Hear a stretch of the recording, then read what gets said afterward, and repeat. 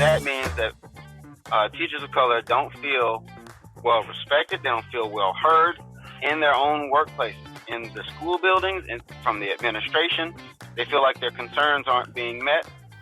Welcome to the East Anchorage Book Club podcast. I'm your host, Andrew Gray.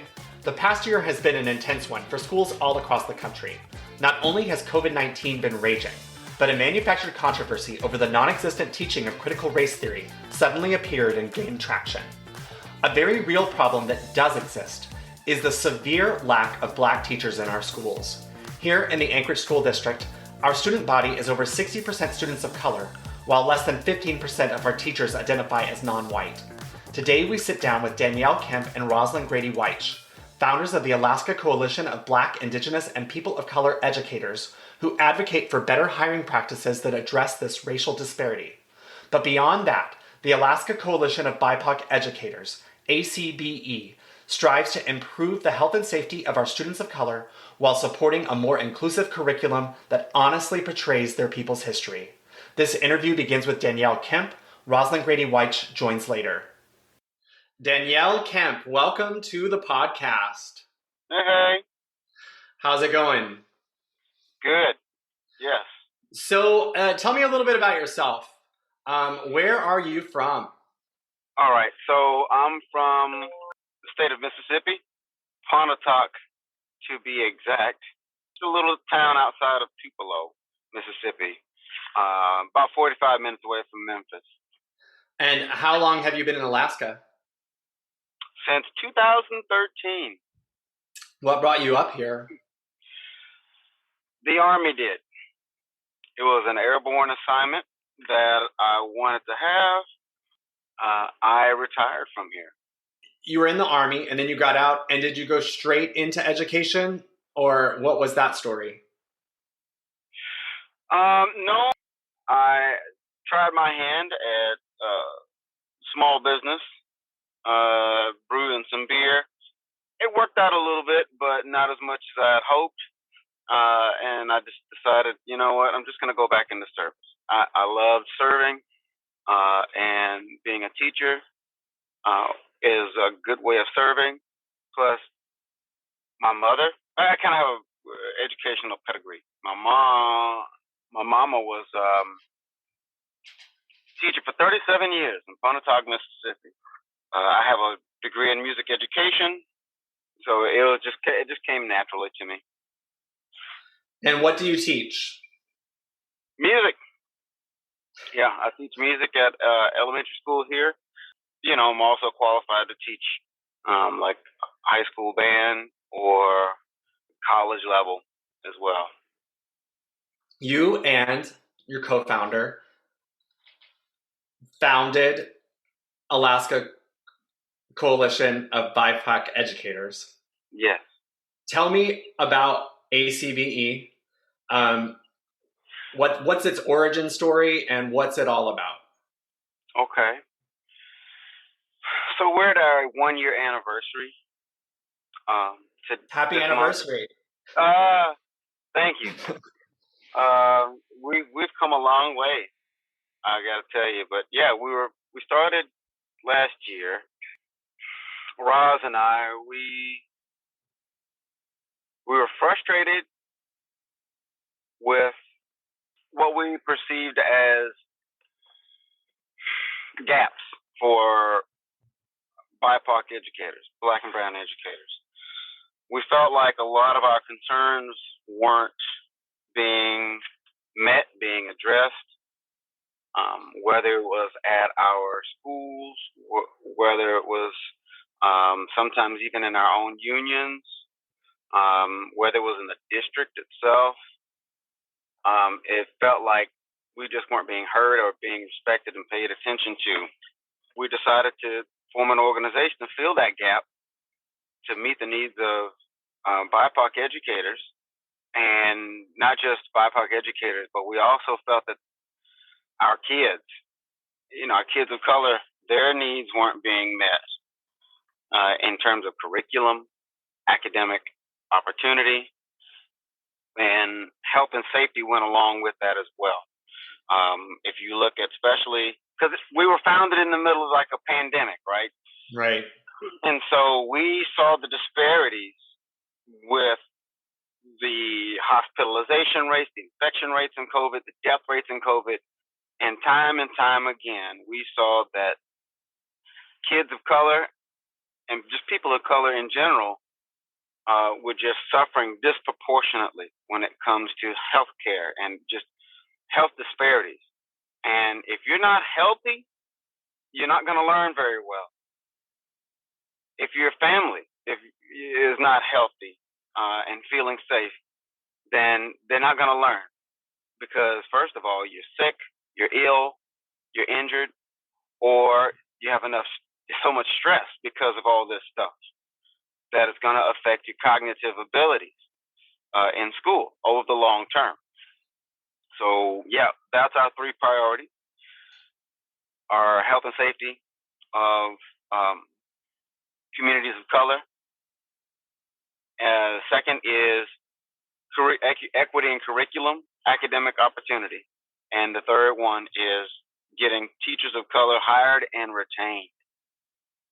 Because if you didn't know, there's a big old gap in teacher hiring and retention here in not just Anchorage, but in Alaska as a whole, which is reflective of the nation. Mm. So do you have any numbers on that as far as the disproportionate nature? Like how many Black and brown teachers are we missing, would you say? Okay. Like how many do we need to have equity? You asked the $50,000 question, Andrew. Or maybe the $1 billion question there. So right now, BIPOC teachers as a whole, meaning non-white teachers, are sitting at about 14% in the district. Mm-hmm. And we have like 86+% all white teachers in the district. The district supports 62+% students of color, though. Wow. Yeah. So really, we need half. I mean, if we got to half, we'd still not make we wouldn't reflect the student body. We need a big change. We need commitment. We need commitment from the district in making this change happen, because it's the district and the state of Alaska too, but really here in Anchorage, it's the district. We need commitment from the administration. So, what are some specific, like, do you need them to commit to hiring a certain number of teachers of color? Yeah, I don't see why that would hurt. What the organization, the ACBE, has proposed to the school district and to the state of Alaska was something similar to the Rooney Rule, where you would interview a certain number of candidates of color before you make a hire. But what the media presents is that we have a real hard time keeping teachers, period. And so, to my mind, and this is me being the devil's advocate, giving the district the benefit of the doubt, is that I feel like they would hire qualified teachers, period. There just aren't a lot applying. But is that a misperception? That's definitely a misperception, because all right. So you said we're hemorrhaging teachers. Yes, that's what we're taught. That's true.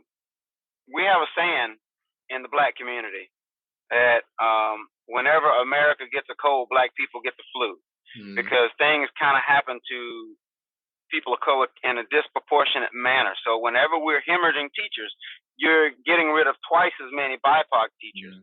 That means that you're gonna have to stop playing so much to the whole. It's good to have policies that are across the board,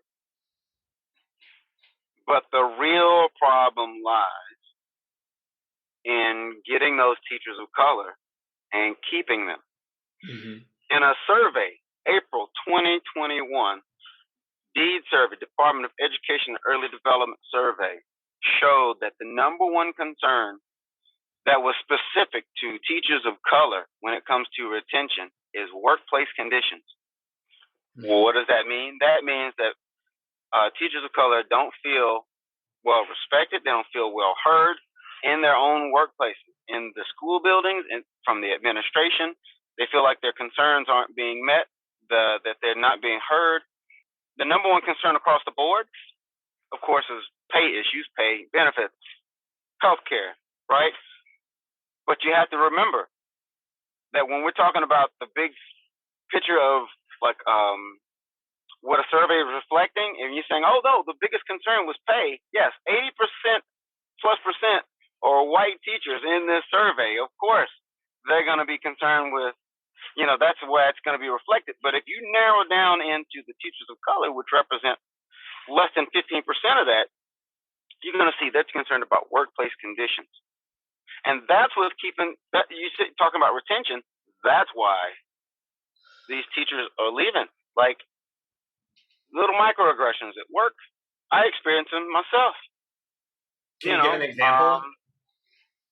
When an administrator or even a fellow teacher questions whether what you're teaching is relevant to or is according to the state standards, and then it's when they question you, it's almost always about something dealing with Black history, talking about something dealing with race or racism.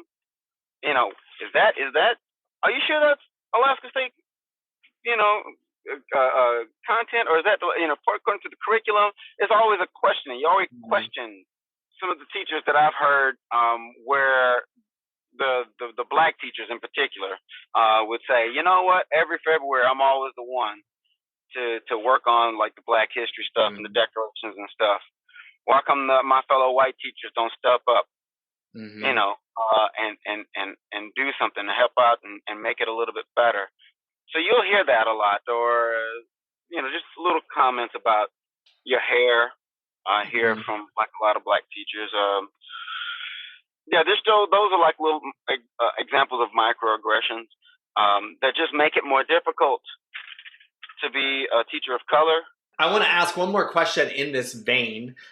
Something that it might have been 60 Minutes that I saw this story on, that was talking about Brown versus the Board of Education. And this was a few years ago.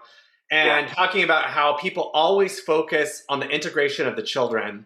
But one of the things that was lost was that lots of Black teachers were fired because white parents didn't want their white children taught by a Black teacher.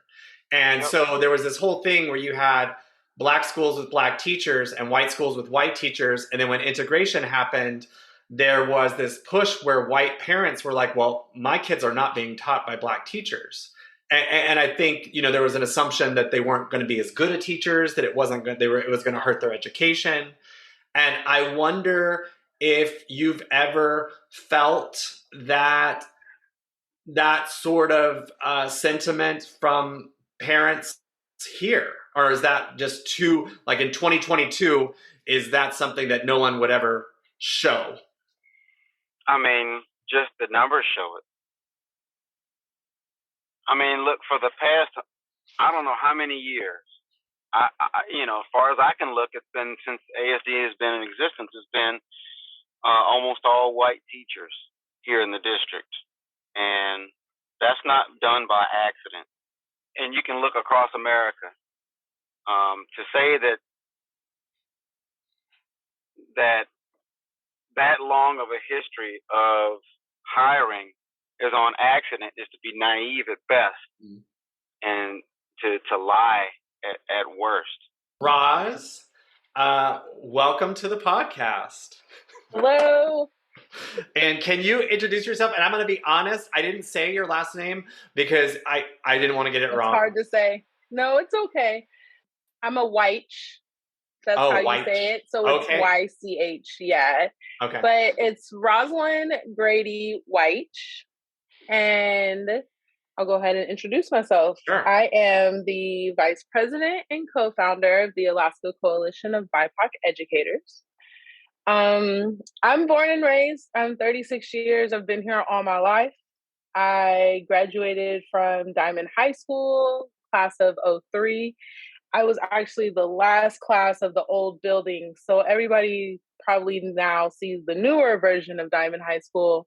And my version was connected to the swimming pool, but that's no longer there. Take a lot of pride in that.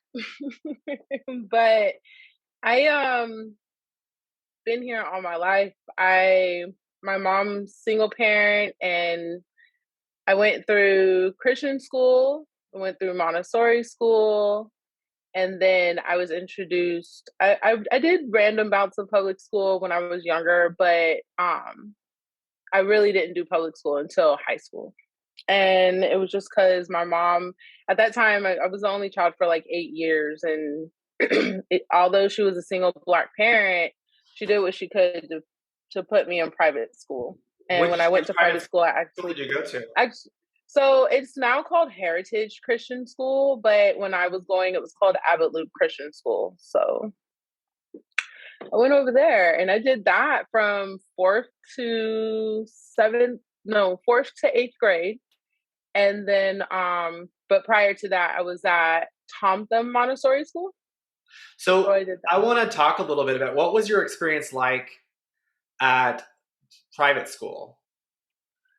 I was the only Black child, literally from 4th to 8th grade. It was one other. Like, I was the only Black female that I felt like literally from 4th to 8th grade. And there was one guy there, and I'll never forget because he was, I guess, my first kiss in the sanctuary. But that's another story. But what do you do when you're the only 2 Black people at the school, right? Well, I have a couple more questions about that. So I want to ask about your mom's decision to consciously put you in a situation where you were the only Black child. And did she have any reservations about that, or did she think it was a good thing? I mean, what was she? To be honest, I just know that my mom wanted me to have the best education.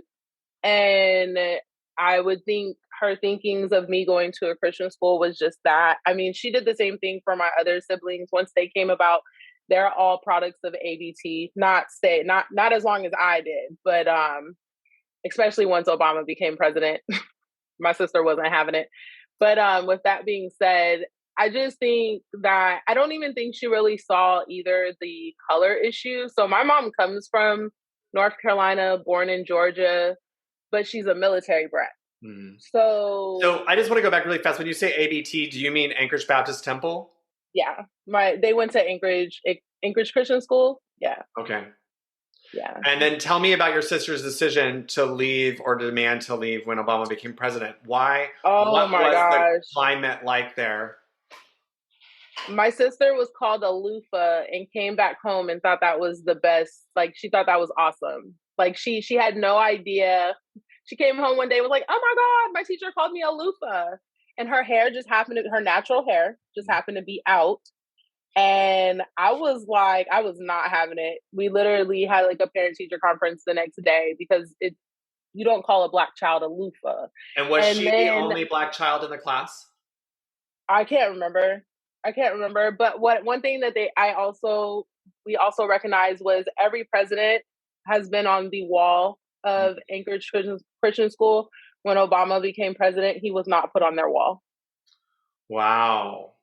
What are your mom's thoughts about ABT now? Or does she have any? My siblings basically was pushed through ABT and realized once they got to public school, they needed an IEP. And that was after spending thousands. And I mean, so it was a total of 5 of us. One is gone, but the 4 all from, I mean, like pre-K for the preschool program till I can't fully remember when she pulled my sister out. I would have to do the numbers, but it had to be by the time they went to Clark, because that's when they went to Clark Middle School. But with that being said, it just, after thousands of dollars, an IEP was brought up, and they had been at the school where they were supposed to be getting this best education ever. And Right. not one time had my mom known anything about it. So I'm going to interrupt really quickly because a lot of our Mhm. listeners maybe don't have kids in school. I do have a child in school who has an IEP. So it's individualized education plan. Is that? Yes, and it's an individualized education plan that comes when you are either you can qualify for behavior or reading, writing, or math. So that's when you go into special education resource or whatever, whatever may be the situation within the IEP. Right. So basically, it sounds like your mom paid a lot of money for them to get the best education, but then when they got to public school, it was shown that they had some needs that had not been met. Yeah. Is that why you're committed? Well, I guess let's get to it. How are you involved in education now? And what is your commitment to public versus private education now? So for me, I'm a paraprofessional. That is the new phrase for a teacher's assistant. We do more than a teacher's assistant. And so I love the word, and that is the name that we want to go by. It's paraprofessional. I deal with special education resource grades 3, 4, and 5. I actually came about working for the Anchorage School District when probably about 6 years ago, they had a cafeteria manager position open. And it was about 4 hours. So I said, why not? And did it. And then after so long, I started learning about cafeteria politics, and I just didn't agree with how much it costs to get the food, not enough food. Sometimes the kids waste the food. And I wanted to do something else. I just didn't want to leave education. And so I started, paying attention to the teachers' assistants, is what I thought they were at that time. And, I just always saw them and seen them in action, bringing the kids to lunch and sitting in the hallways, helping with homework. So I just started asking questions. And my first job was actually at Whaley. It was at Whaley. Gotcha. So when Danyelle and I were talking a few minutes ago, we talked about the founding of ACBE and about the two of you a year ago. Happy anniversary. Thank you. Basically seeing some needs specific to BIPOC educators that were not being met. And you guys put together this organization. Yeah, so I met Danyelle through another organization. I had got really irritated about the entrance back into schools during COVID, we still didn't know what was going on, right? Mm-hmm. And they kept jumping at, we're going back to school. And so I would have differences and I would go to my principal, and his response would be, go to the school board meetings. And I was like, I eventually wrote my first speech, went to a school board meeting. And at that school board meeting, I had heard, hi, my name is Danyelle Kimp. I'm retired such and such and blah, blah, blah. And then I heard a couple of other people a part of this organization. And I ended up reaching out to the organization because I was like, maybe I could get some guidance on my speeches. I need some help. And then that's when I was introduced to Danyelle. And we actually was working on that education committee together. He was the chair, I was the co-chair. And with that being said, as time went, there were some differences. And so I was sitting on my couch one day and I was like I'm education and I want to focus on education. Those other organizations, they're great and they have sublets, right? There's one organization and they have education, they have criminal, they have this, they have that. Well, I want to be education and then I want sublets of education. I just started thinking, and one day I called Danyelle and I was like, hey, you want to start a coach? I had no idea. I hadn't even seen him face to face yet. I just picked up the phone and was like, if you're available, I really want to start this nonprofit. We both, hey, what's up? And he was like, yeah, sure. And, while we were sitting there coming up with the name, we had came up with the Alaska Coalition of Black Educators. But then I had just watched Judas and the Black Messiah, so I had just got educated on the Black Panther movement. And within that Black Panther movement, I saw how it wasn't just about the Black culture. They wanted all cultures to come together and be able to survive. And so when I started thinking about that, I was like, well, it's not only Black kids. Like, and my goal was to meet more Black educators. Mm-hmm. Like, I just wanted to know where all the Black teachers were, Black principals, whatever. But then I started, like I said, I started thinking like, well, it's not just Black kids that are having this problem. Like, I'm at Mountain View Elementary School. There's white kids over there. There's Hmong kids over there. You know, poly kids. So let's go with BIPOC. And so that's generally where I got Black Indigenous people of color from, because Alaska Natives are over there. You know, so we all need to survive within the system, and we're the lowest numbers in the system. So I want to talk about curriculum.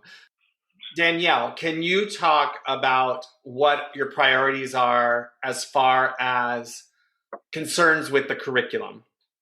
We have noticed that there are a lot of omissions. There are a lot of misstatements or outright lies in some of the curriculum. Some of our friends in the First Alaskans Institute have noted some of the discrepancies as well, especially in the virtual curriculum when it comes to how the stories are told about the history of Black people and the history of Indigenous people here in America, where they make it seem, and if you look at the examples that I could happily share with you, you would see how a lot of the wording is Native Americans or Alaska Natives. A lot of them are gone. They're not gone. They're still here, but it's just that whole narrative of they're gone, and so that kind of lends itself to saying, well, since they're gone, we could just take the land, but they weren't gone.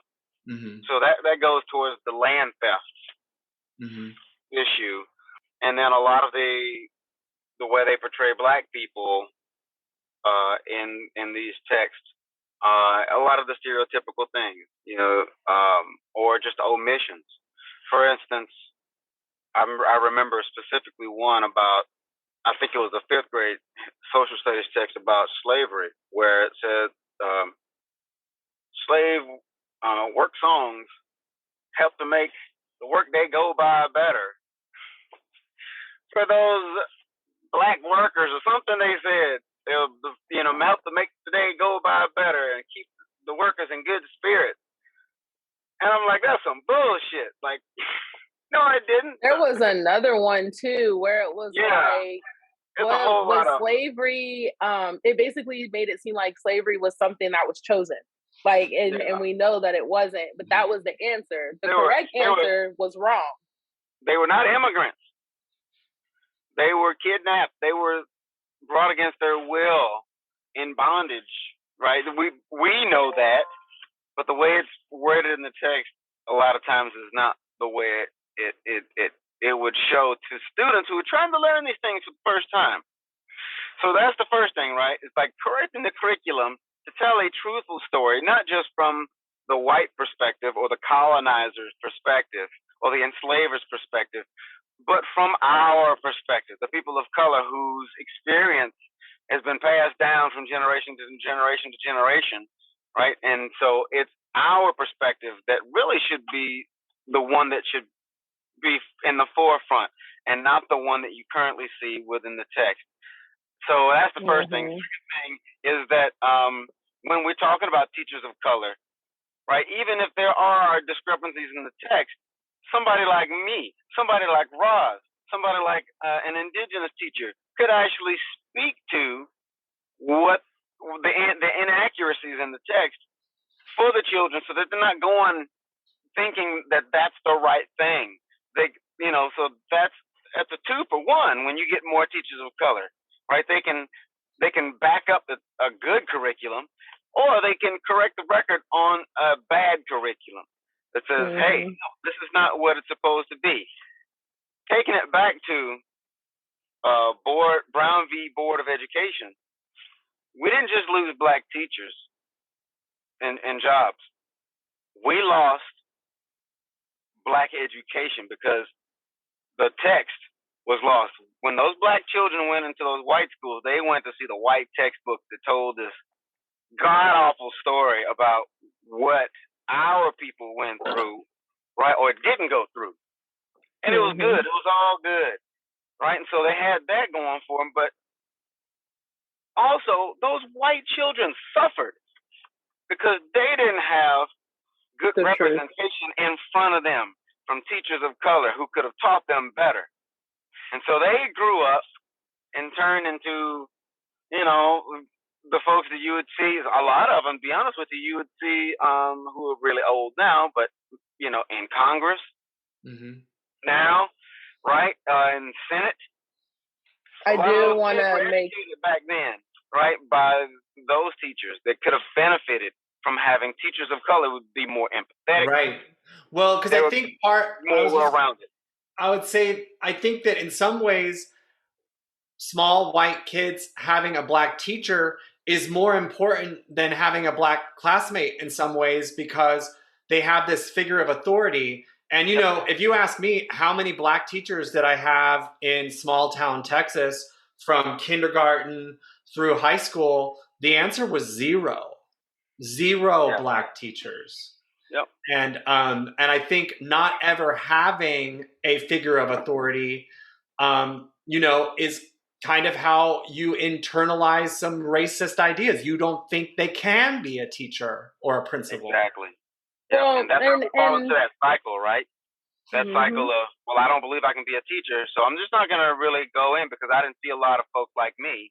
And so you start that terrible cycle of where we're ending up with only 14% teachers of color.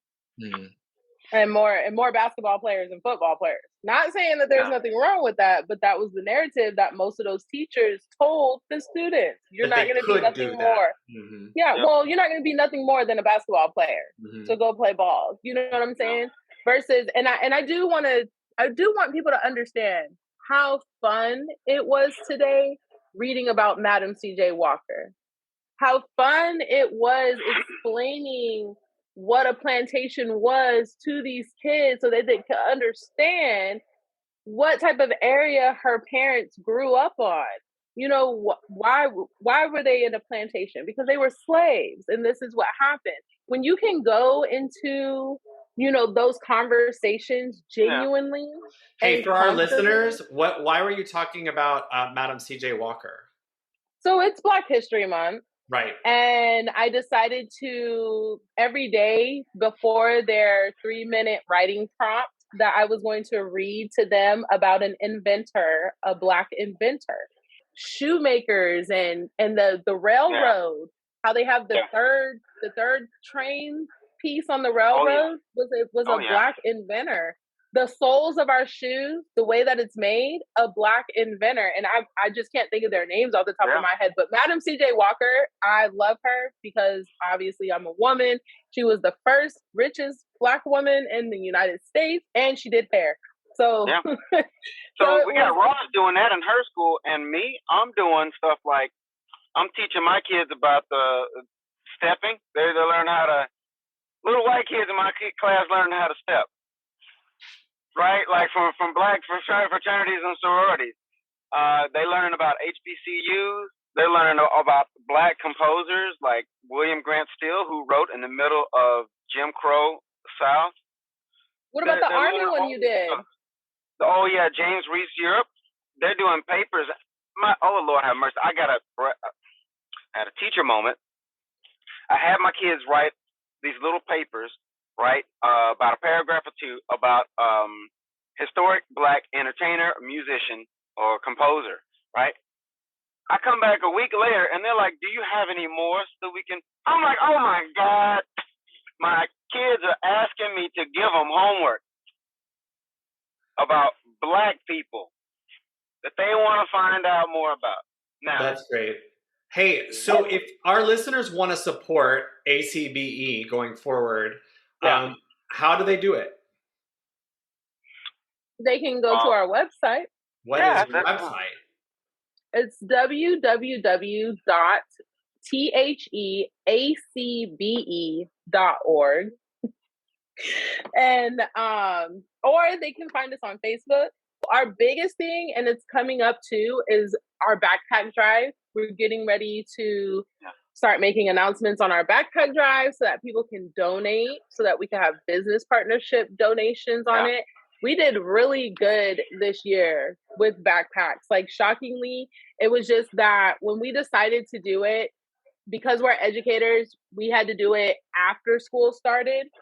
And it wasn't a problem. I mean, kids tear through backpacks all the time. But this time, we want to make it a summer event. So we're going to get ready to, get that out there. What is the backpack event for those who don't know? So Danyelle, go ahead. Oh, so the backpack event is we did it last September, I think Labor Day, but it's just raising money to get backpacks for kids who don't have them. Not just backpacks, but supplies, pencils, paper, you name it, to go in the backpacks for kids who might not have it or who might not be able to afford something that they have accidentally torn up, as it happens with kids. Kids are going to be kids. They're going to tear backpacks up and stuff. So, or they don't have supplies. And so, we're preparing better this year. We're going to do it early. We're not only taking donations for backpacks, but we take donations because we're doing stuff with, all across the community. And, we definitely will need the funds to help, make those things happen. Thank you both so much. Danyelle, do you have any last words that you want to say before we close out? Yeah. Thank you for that. Thank you for having us on the show. Thank you for having me on this wonderful podcast. I really do appreciate it. Just know that the ACBE, we're only 1 year old, but we are growing. Not only is our organization growing in numbers, but our voices are growing. People are listening. People are starting to pay attention to the voices in the BIPOC community. And that's the way it should be. We are here to make some good noise. We're here to make some good trouble. And know that we are here for the community, to defend the rights of our BIPOC community and to fight for equity until equality is won in the areas of health and safety, curriculum and academic opportunity, and getting representation for our teachers of color and keeping it there. Thank you so much. Thank you both for coming on the podcast, and thank you for the work that you're doing. I hear you guys doing your testimonies at the school board meetings. You have got great staying power. Thank you so much for showing up again and again and again. It really makes a difference. And for all you're doing to make Anchorage a better city for all of us and our children. And I want to say thank you to you too, Andrew. I hear you a lot too. And that's what matters. I'm really quick. I tell people all the time, you can talk about it all day, but if you ain't doing nothing, it don't mean nothing. So I appreciate you too for going to the meetings and speaking up and telling your experiences with your child or children. Right. I appreciate you as well. And I do want to end it with, we are not taking away. We are adding to. Yes. There are great teachers in this district. There are whack teachers. We just want to bring more teachers and teachers of representation. People need to know that. Thank you so much. Big thanks to Rozlyn Grady Wyche and Danyelle Kimp for being on the show today. Special gratitude to Corey Coolidge for making this podcast listenable. We also host Zoom events. Please visit eastanchoragebookclub.com for more information. Next week, we have our second installment of our exploration of the private Facebook group Save Anchorage. We will have conversations with two experts on that far-right group, anonymous blogger The Blue Alaskan and community organizer Yarrow Silvers. Please tune in.